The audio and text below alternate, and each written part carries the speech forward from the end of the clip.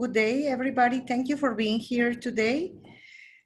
We have a very special webinar about networking skills for BPW leaders. Our main speaker, Francesca Burak, is the president of BPW New York City Club, and she is a long-time BPW member and UN representative in New York for BPW. She is the CEO and president of Fearless Talent Development, Inc., a human resource consultancy that supports the development of courage, especially women.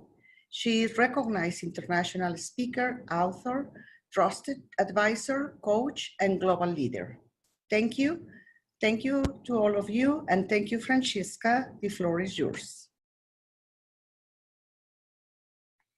Hello, my BPW sisters. I am so happy to be here today to share this information on networking skills and networking with other organizations, a really, really important set of skills that we all need to be successful in our lives and in the BPW organization. This is how we'll be spending our time together. We're going to look at networking, the concept of networking, how the mind affects where we are, what we do, and how well we're going to network. We'll be looking at networking action plans and strategy, and the live events, because one day, hopefully, we will see each other at a live event.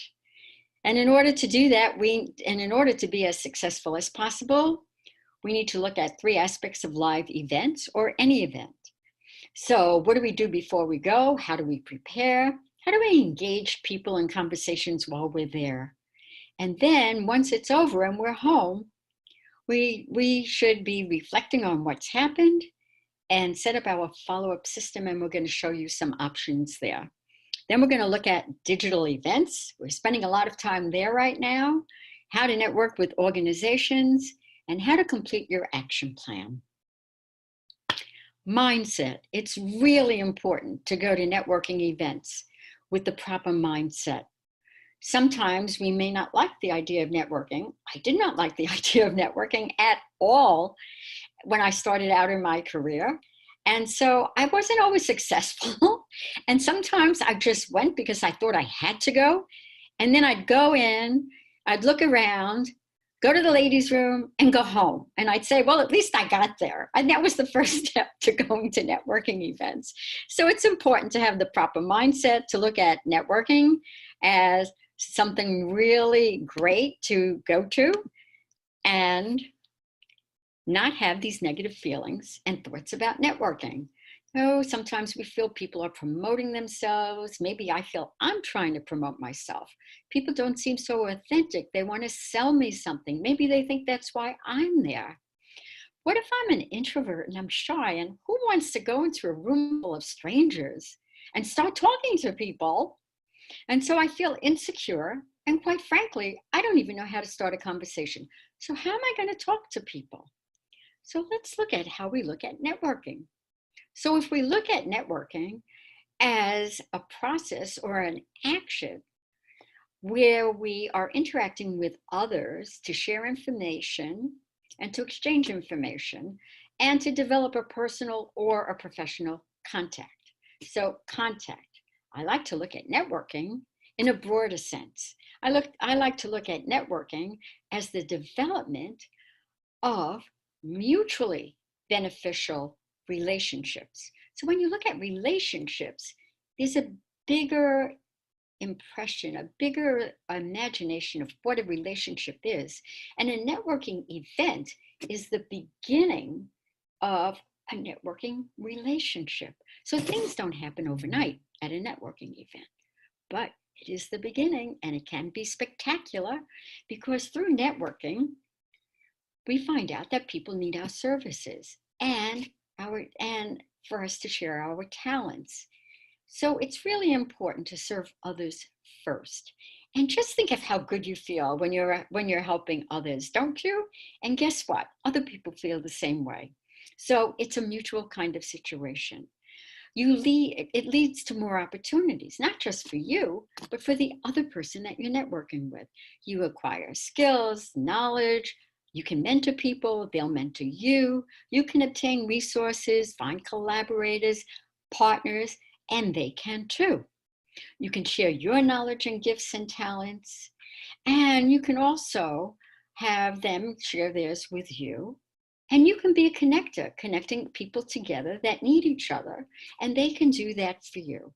So remember, networking and a networking event, which we're going to explore right now, is really the beginning of the development of a mutual beneficial relationship. So let's look at networking action plans, and then we're going to go to an event together. So, and now, every year we develop goals, we develop strategies for our goals, but do we develop a networking plan and networking goals? And we should. What do we want to accomplish this year? What's our goal? What are our available resources? The resources are people that are in your network. Those are your resources. And so that's very important. Then you want to create a list of people you want to meet in order to accomplish your goal. And I'm going to take you through a few steps of this on the next slide. And then you already have people in your network that you have relationships with. Some are deeper and some have been neglected that maybe you need to start looking at. And then you want to join organizations because you want to be able to network with people that can help meet your needs and people that whose needs you can meet. You want to attend conferences and other events so that you're always meeting new people. It's a big adventure meeting new people. You want to attend conferences and other events, as I just said. You want to identify, acknowledge, and understand your own development, where you are now, what kind of gifts and talents you have to share, and where you might need some development, especially communication skills. The ability to communicate effectively is so important, not just in networking, but in every conversation you're having in life. The ability to concentrate, to listen, to really focus in, to question appropriately. And you might want to develop some techniques like I'm developing right now in tech, like for Zoom, presenting here. This is a new experience for me, and I'm so happy that I'm doing it. And then you also want to have an action plan where you're taking actions and you're doing follow-up. And we're going to be looking at a variety of these things as we're moving forward through this presentation. So let's look at a strategy for an event that you're going to. Let's say you want to look for a sponsor for a project, or maybe right now you're more interested in your career, or you want to change industries. So the first thing you want to do is, what do you want to accomplish going to this networking event? Well, one, you want to serve others, and we're going to get more into that. But right now, you're looking to meet at least 3 to 5 people. In other words, you're not running around the room collecting business cards, trying to meet 20 people at a particular event. Then who's there? How do you determine who's there? So there are a variety of ways. You've already created a wish list of people that you possibly can meet. So one way to find out if people attend these things is to call someone in your networking relationship and ask them if they know anyone that might be going to this event, and can they make an introduction for you? So that's one way of doing it, and a really important. But what happens if you've looked through your network and you don't have anyone that can help meet this need? Well, LinkedIn. You can look through LinkedIn, see if you can find people that are in the industry that you might be able to meet up with at this event. You don't know if they're going, but there's the potential. So you have to do some pre-work before you're going to this event. And then once you get there, of course, you can check out the name badges on the table to determine who's there that you might be interested in meeting, or who's there that you already know that you maybe can hook up with and talk to them about it. Okay, there's an additional preparation that you need to do. You're already going with your intention. You know what you want. Now, you have to prepare for the openings. How will you open? What kind of questions are you going to ask people? And then what are some of the things that you can talk about, that you can initiate a conversation about? And you need an exit strategy. What do you say to someone when you want to move on? So that can be something like, oh, in about 2 minutes, I'm going to have to move on. There's something that I have to take care of. Or in 2 minutes, I have to move on because I'm going to connect with someone. Whatever you want to say is a 2-minute warning. So you don't just, oh, excuse me, there's an addition to that. So in about 2 minutes, I'm going to have to move over. There's somebody across the room that I would really like to hook up with. But I found this conversation so interesting, and I'm wondering if we can exchange business cards. We're going to go into this in detail a little bit down the road. So I just want you to realize that you don't leave somebody without telling them how interesting it was to be with them. And if it's somebody that you don't want to continue on with, either they're, not paying any attention to you or whatever, you can still say, in about 2 minutes, I'm going to be moving on because there's somebody over there I want to meet with. So I'd like to, do a closing here and tell you that I enjoyed the conversation and I'm happy we met, and then move on. Okay, dress the part. This is really important. If you're going someplace and people dress in business suits, then you need to dress in a business suit. If you're going someplace where they're a little bit more casual, business casual, that's fine. Know what this industry is looking for and how people look in the industry. And if you're carrying business cards, it's important that you don't fumble when you want to get a business card out. So you can do one of two things. I carry my business card holder with me right out in the open. And this, by the way, is really a conversation starter, because people look at it and they say, excuse me, what is that? And I say, oh, this is my business card holder. And I open it up and I show it to them. It is a 1920 cigarette holder that I found on the street in New York at a flea market, and it wasn't very expensive. So know where your cards are going to be. Do you have a pocket? Do you have a business card holder? Do you put your hand in your pocket to take out business cards, and you put the other business cards in your left-hand side? Whichever way you want to work it, make sure you know where your cards are and where you're putting other people's cards. And remember, you're here at this event because it's an adventure. There's going to be excitement. There's going to be all kinds of curious things. You may wind up meeting a best friend here, not just business contacts. And think about, when I walk through the door, I want to be thought of as, how do you want people to think of you when you step into that room? Is it confident? Is it fearless? Is it a woman who looks like she knows where she's going and what she's doing? Think about that one. Openings. So after, hello, my name is, what do you say? What do you do? Here's the one that I found a few years back that I just love. I'm curious about your name. I'm curious about people's names. What's the history behind your name? It's a fascinating question. And then listen. So I found out a variety of things about people. The first person I spoke to, and I said, what's your name? What's the history of your name? It looks so interesting. And she told me the history. And then she looked me in the eye and she said, I've been working in my company 8 years and no one has ever asked me about the history of my name. Do you think she's going to remember me? I think so. So that's really one way you can start. Another way is, that's a beautiful scarf you're wearing.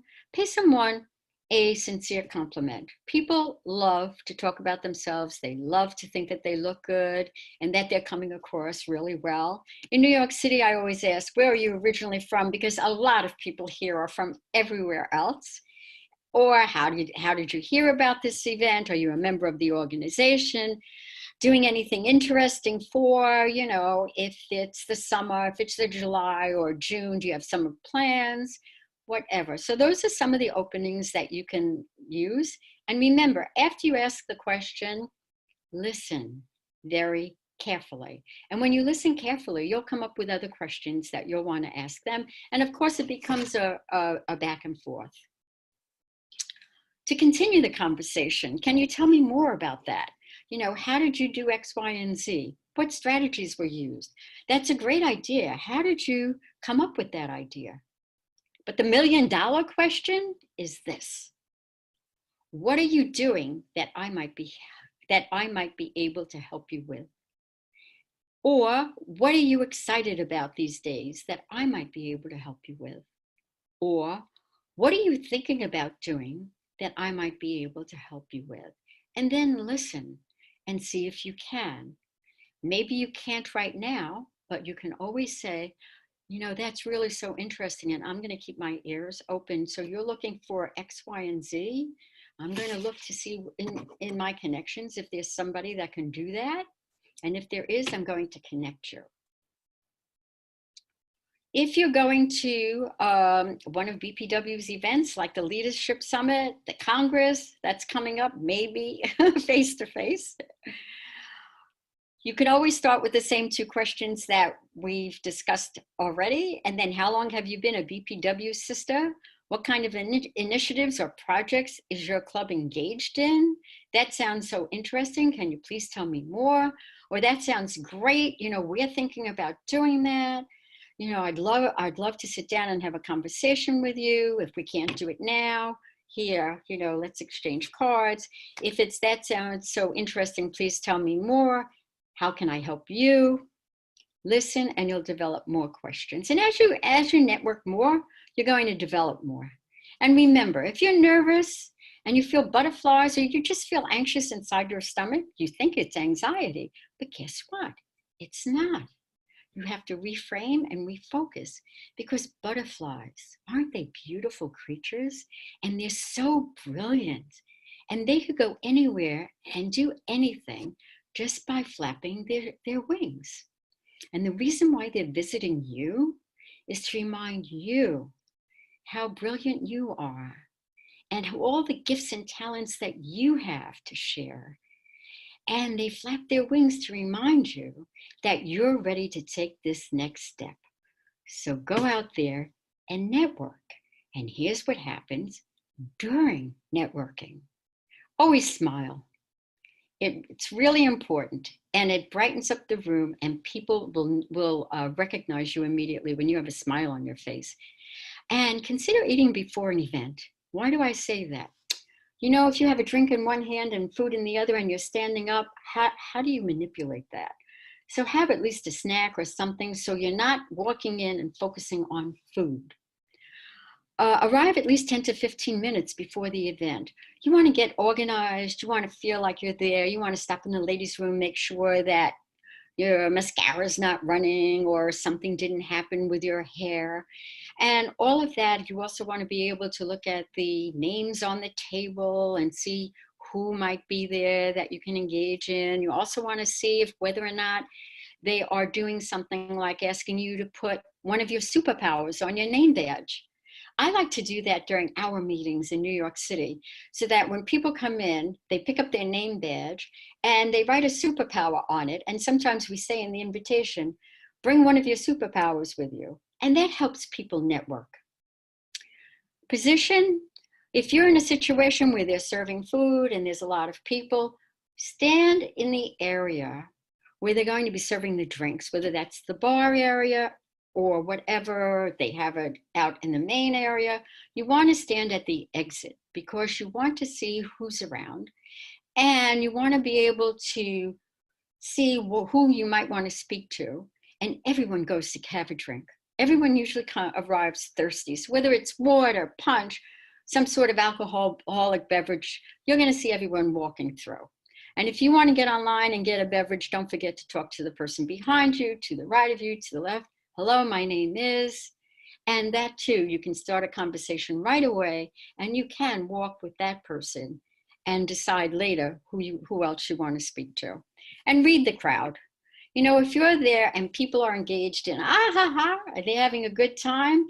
You probably don't want to join that group because they're already too involved with each other. But if you see two people, you know, on their phones, not really facing each other, sort of having shoulders to shoulder, that's approachable. Those are people that are approachable. People that are standing alone, speak to that person, and if they're looking really shy and after you make a connection, take that person with you to another person. And you say, come on, would you like to go with me? I'm going to go across the room and meet that woman over there. She looks really interesting. You never get a second chance to make a first impression. Remember, smile, stand tall, make believe there's a string holding you up. Do that right now. See the difference? Face-to-face square. You want to face people squarely, and you want to make sure that you're not invading their space. Eye contact, depending on the culture. You know, in the United States, if you don't look at someone in the eye, they think that you're lying, that something's going on, that you cannot be trusted. In other cultures, people senior to you, that might be very disrespectful. So you have to know the culture and know what to do with eye contact. And remember, if you want to make a first impression, when you walk through that door, when you walk into that room, when you're standing with people, remember your response to, I want to be thought of as, is it confident, powerful, whatever. Focus communication. When you're communicating with people, I want to just quickly remind you of these things. The word focus, free your mind, no distractions, be present. Be open to exchange ideas, observe what's going on. Concentrate on what the other person is saying. Don't try to think of your responses. And let the person speak uninterruptedly. So don't interrupt people, let them finish, don't jump in. And your senses, engage all of your senses. But remember, the two senses that have a set of two are the most important. Your eyes and your ears. And your mouth has only one mouth. So listen carefully, watch, and then speak. The key to building relationships is by listening with all of your senses, asking questions, and being interested in others. So you're at the time when you want to exchange information. So if you have a business card and you're at the point where you'd like to get the other person's contact information, I would love to exchange business cards with you so we can continue this conversation. It would be great to find out more about whatever that topic is. Here's mine. So you present your business card first. Now, they may, you know, if they want to give you your card, they'll give you the card. So let's say you both have cards. So I'm looking at the card and I'm thinking, I really want this person to be involved with BPW New York City. So I say, you know, I'm president of BPW New York City. We belong to BPW International. We are in 110 countries around the world. We do such very interesting things locally, nationally, regionally, and internationally. I'd love to include you in our database. Do I have your permission to do so? I have not found anyone that has said no. And then in addition to that, I do a follow-up about me and my business.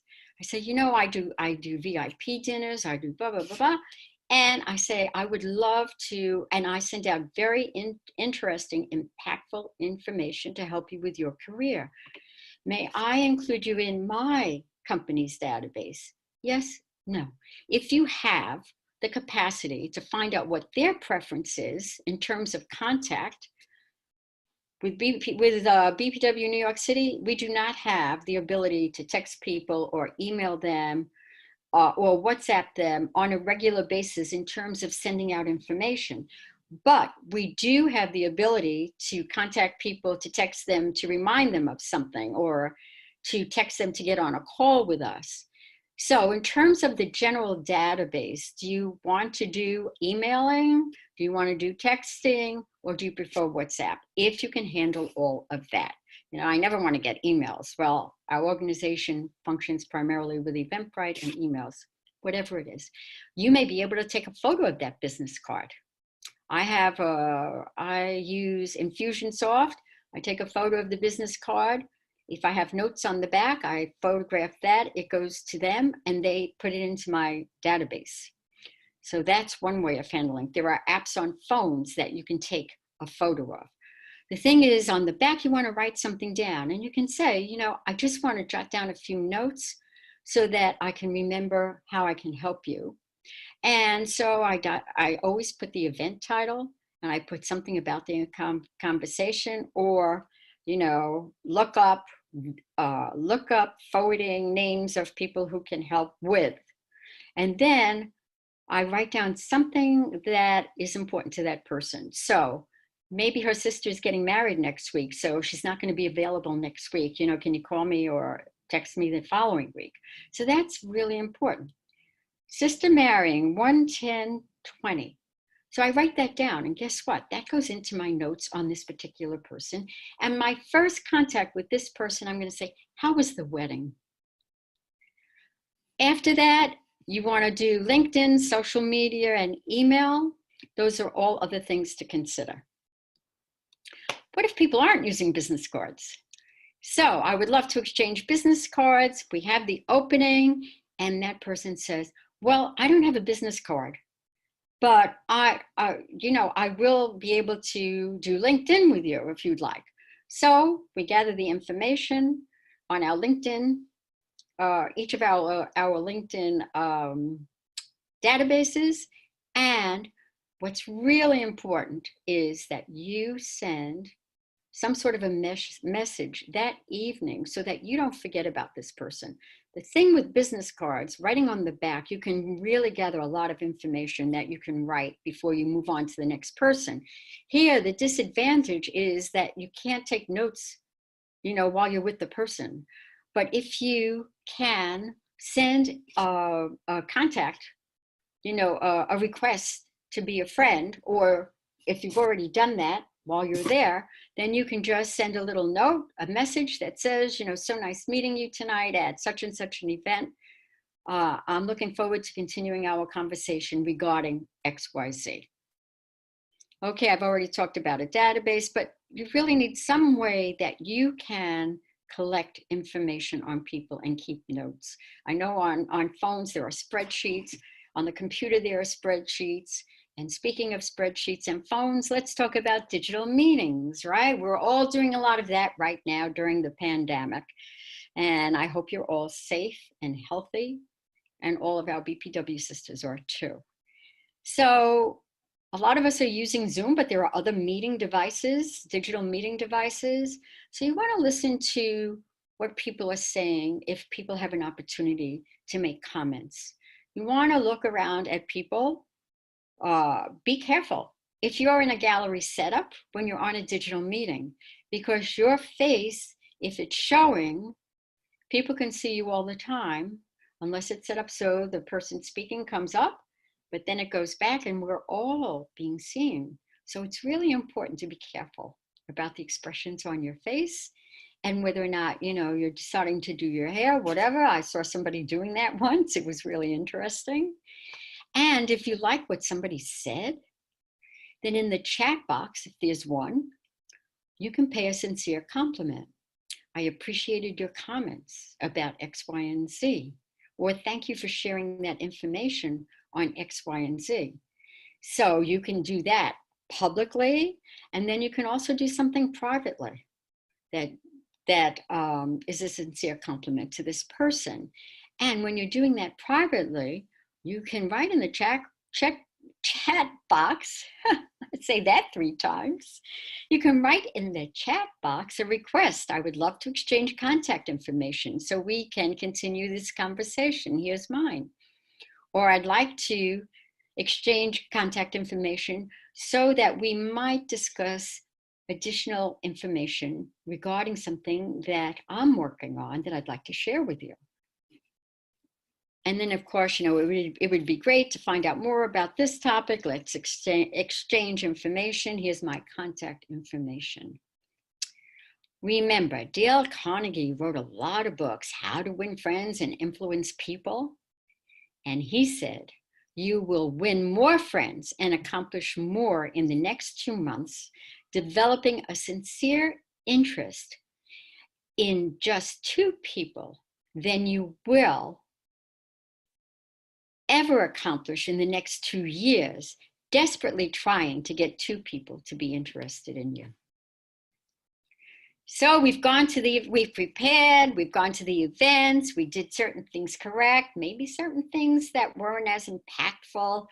So now we want to reflect on what happened during that event. What went well? What did I learn?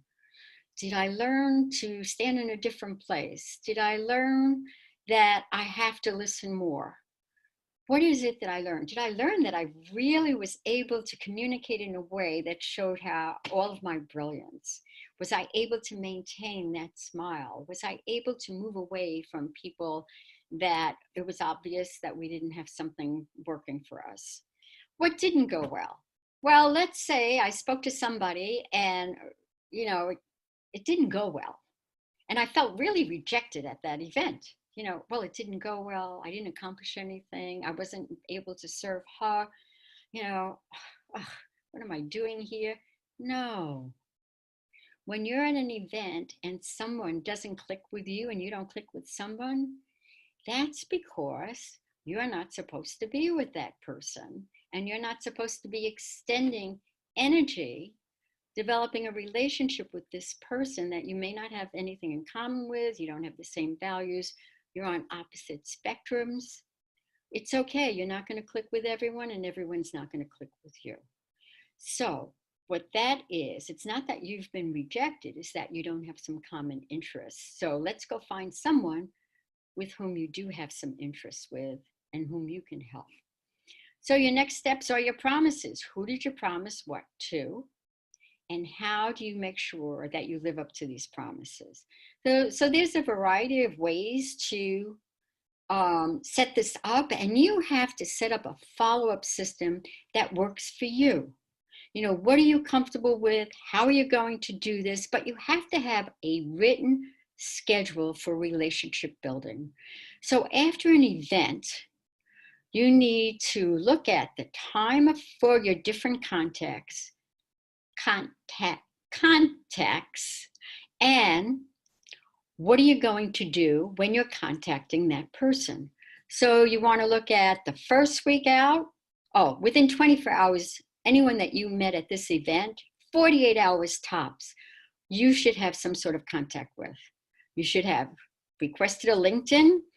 And by the way, if you didn't link in together at the event, please don't just send somebody a request that says, I'd like to join your LinkedIn network. I get those all the time. I don't know who they are, but you can begin, and I recommend you begin with, we met at this event and we discussed this, and I enjoyed our conversation so much, I would like to join your LinkedIn network. And that shows that there's something going on between the two of you. So definitely within 24 hours, you need to contact them on LinkedIn, connect with them on some form of social media. You may want to just do an email, whatever it is, you should have some contact. By the way, I ride the New York City subway. If I go to an event and I have a card on my way home, I request a LinkedIn connection with them. I say, we just met, blah, blah, I would like to join your network. And they usually respond almost immediately. So you can figure out a way to handle anything. Then what are you going to do the first week, on a weekly basis, bi-monthly, monthly? So you're saying, what is all of this? This depends on your individual. So if you meet someone, you have to have groups of people. Who are the people that you can mostly impact and who are going to be impactful in terms of your relationship? Those that you really want to build a deep, lasting relationship with. Those are your A group. And then you have a B group.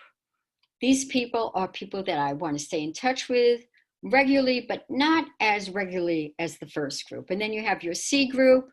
That's somebody probably around a quarterly. And your D group is your semi-annual group and your annual group. So you have different groups. It may just be that you like a person and you met them and you stay in touch. You both send cards on an annual basis. So that's the difference with what are you going to do and what's the frequency. So let's take a look at the activity. Now, these are examples. You probably have your own. And there's no particular order in when you should do each one of these activities. So the activities are, you see an article, or maybe that person needs an article that you spoke to that's relevant to the conversation that you had. So you send it to them. And when I saw this article, I thought, read the article. If you don't have an article, this is one way to connect. Find an article that's meaningful to the two of you about the discussion you had. You know, I saw this article, I thought you'd be interested. I was really interested in point 3 that mentions X, Y, and Z. What do you think? What do you think? So there's an open dialogue that can occur. Okay, you can invite people for coffee, drinks, for a follow-up conversation. And let me tell you, digitally, we've been having happy hours together. I invite people to come and have a coffee with me. You know, it's really important to keep up these relationships, and there's so many ways to do it. And I'm sure that you've been experimenting with different ways also. You want to call when you have an introduction to someone, because you want to tell that person about this person that you want to introduce them to. And you want to congratulate them. If you see their name, they have an award, they received an article in BPW, they took on a leadership role somewhere. Comment on a person's LinkedIn. And by the way, you should comment on other people's LinkedIn so that you get to be known. And you can link an article that you've written to the person that you've met. And guess what? If they said, oh, I was in Italy, you know, I really enjoyed the Trevi Fountain, and you know that you have a photo of that Trevi Fountain, you can send that off and say, oh, I was just thinking of the Trevi Fountain, and here's one that I took. You know, do you have one you want to share? And you can invite someone to an event. Oh, I'm going to this event in 2 weeks. Would you like to join me? So those are all the things that you can do as possibilities. And of course, some of this is, you know, face-to-face kind of thing. Well, you can invite people to an event that you're going to on Zoom, right? Okay, so here's a way, you have to create something that works for you. I use a spreadsheet, but just some of the things that you want to caption. So I have people's name and their contact information and their phone number. I have a separate column for that. But you can do this whatever way you want. You know, the title, the company that they're with, or the organization. You know, your first meeting. Some notes about the first meeting. And if you promised something, make sure you're getting that done. So if the first thing you want to do is send the article, that should be the first thing you do, that you promise them, you send the article. What's the date and how was it done? Did it get sent by email? Did it get sent by whatever? It should say email up there. And the response is the person thanked you and said, hey, let's have a cup of coffee together. Or it may just be a thank you. So then the following week, this is a weekly person. I email them a catch up, you know, or I might want to call them for a catch up and see how they're doing. What are they working on? What kind of experiences are they having? How can I be helpful about that? Or I might want to just email, catching up, you know, how are things going? Is there any way that I could be helpful with you? No, happy you're thinking of me, whatever.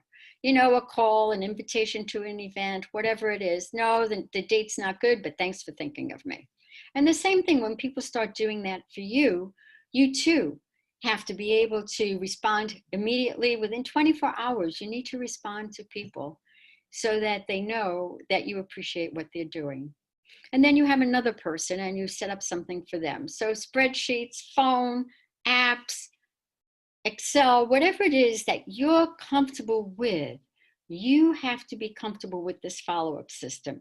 And you also have to decide, you know, in your schedule, you have to schedule these things. So in your A group, you know, how many hours this week are you going to be making phone calls to your A group? And you have to schedule that in. You know, what about emails? You know, are you spending Sunday just doing emails? I personally have theme days where one day, Friday's theme is to do catch up, write and call the people. It's a behind stage. I'm not getting in front of people. Write and call people that are in your network. It's a relationship building day for me. I spend the entire day on Friday doing nothing but relationship building. Whatever works for you. Okay, networking with other organizations. So you have to have an action plan. Same as the other one. What's your goals? What do you want to accomplish? What are your available resources? So who are the people that you have in your network? But a very important resource for you is the BPW story. know our story, know our history. It is a magnificent history. You know, it's 90 years old. We are 90 years old. That's a long time. How did we get started?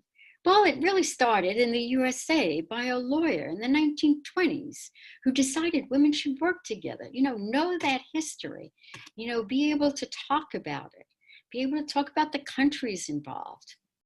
So you want to know, who is it that you want to work with, a potential collaborator and something that you and the organization want to move forward.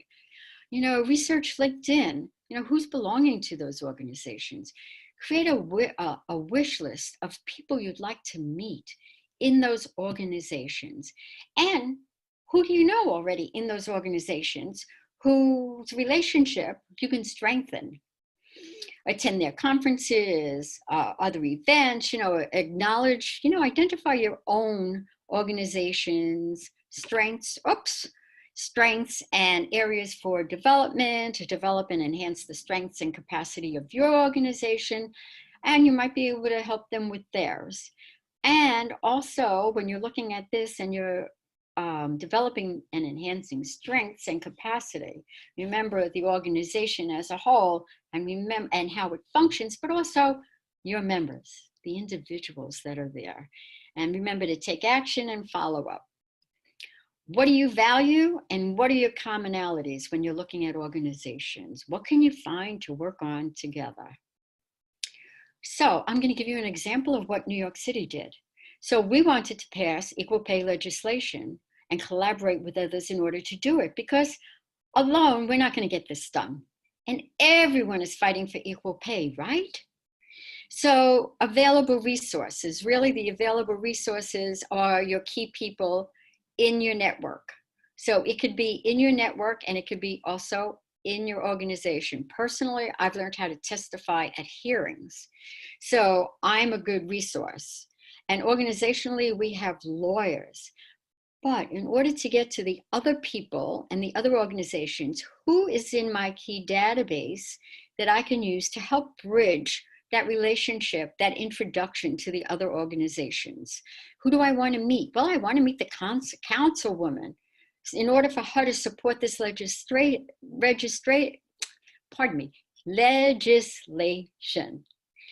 And who do I know and who's in my relationship bank that I can strengthen the relationship with and get her to work on this with us? So I know Leslie. She's the president of Zonta here in New York City. So I can call Leslie and say, Leslie, you working on, equal pay? Yes, I'm sure she's saying, yes, everyone is. Let's get together. Here's my idea. I want to get together and talk to you about inviting others to join us. And we get together and we have a meeting and we decide who do we want to work with and how can we organize. Let's get together with all of them. Let's have a meeting. Let's go out to dinner and talk about this and figure out how we're going to organize and set up. And of course, I'm sorry, I keep. And of course, you want to research LinkedIn. You want to see if there are people on LinkedIn that belong to these organizations that have written articles about equal pay that might be collaborators with this group. And so there you go. There's LinkedIn again. Make LinkedIn your friend. There are buried treasures in LinkedIn. How often do you go into your LinkedIn network and see who's there that you could help or who might be able to help you in BPW? There might be a lot of unused resources there. And again, just like anything else you're going to do, you're going to identify and acknowledge the organization's strengths and the areas for development. Like, what are our strengths in this particular situation? Can we help set up Twitter campaigns? Do we have key members that are lawyers that can help write the legislation or help write comments to the legislation once it's written? And then what do you do and how do you do this? You can pick up the phone like I did and I called Leslie. And then we both got a call from another woman who was interested in setting up this coalition. So we worked with her, Bev Neufeld. And we have a coalition, an equal pay coalition that started out with 10 of us in New York City that is now up to 100, primarily women's organizations across New York State with a couple of the labor unions. So this is a really big deal. We have passed over the last 8 years so many pro-women and pro-family legislations that have taken effect, including a gender-neutral paid family leave that is one of the biggest and best paid family leave laws in the United States of America. And if you have to live here, New York State is the best for women and working families, and we helped to create that. And of course, we have a fabulous Governor Cuomo who's pro-women and pro-families. That's always helpful. Okay, I guess I'm anxious about the next slide.